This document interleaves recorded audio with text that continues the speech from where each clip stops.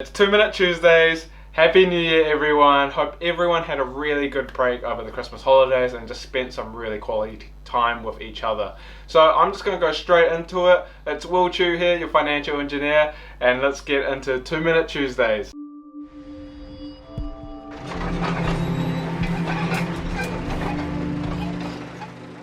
So this week's 2-Minute Tuesdays is all about first-time buyers, because the key or the most common question that I get from first-time buyers is, what does the typical timeline look like? So in this 2-Minute Tuesdays, I will break it down on a very high-level basis and then noting each of the key points during that timeline.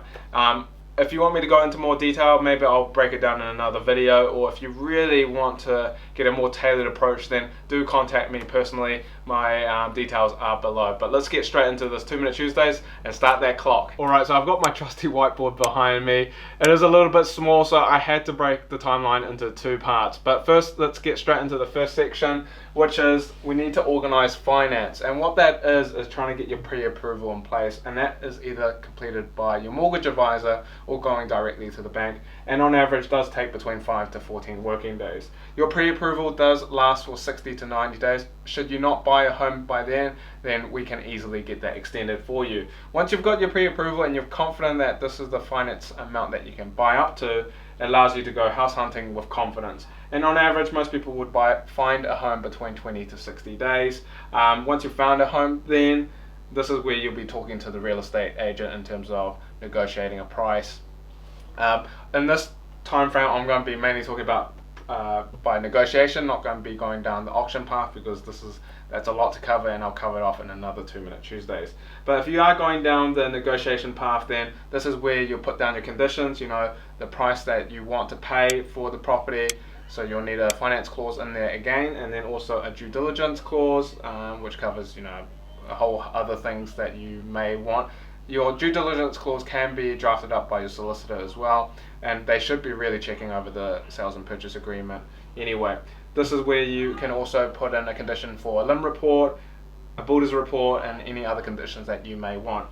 During the conditions that you've put down, this is where you've also given a time frame, and most of the time it is between 5 to 15 working days. So you've basically given yourself 2 weeks to get all these conditions ticked off and make sure that you're satisfied before making an unconditional offer, which leads me on to the next bit. After the 15 working days that you've put in here, and you're happy with all the conditions that you've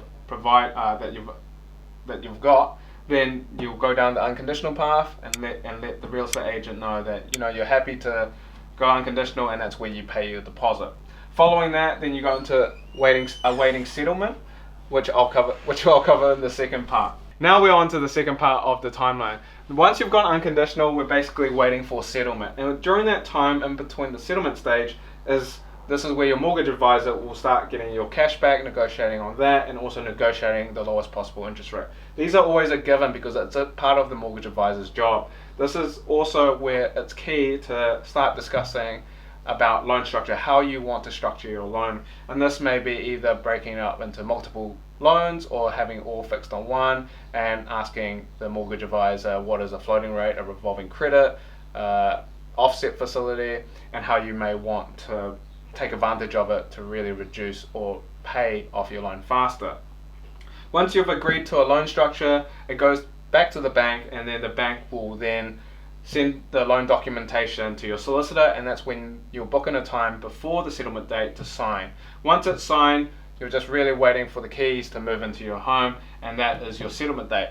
And that is basically the typical timeline of buying your first home. I know it sounds very complicated, but hopefully this has really helped you in terms of buying your first home. On average, it does take 20 to 60 days between the settlement date, but you can actually negotiate to shorten that if you want, or even lengthen it depending on your situation or the vendor's situation. That was the first 2-Minute Tuesdays for 2021. Hopefully you got value out of it and you really enjoyed it, and it has helped you or clarify the home buying process.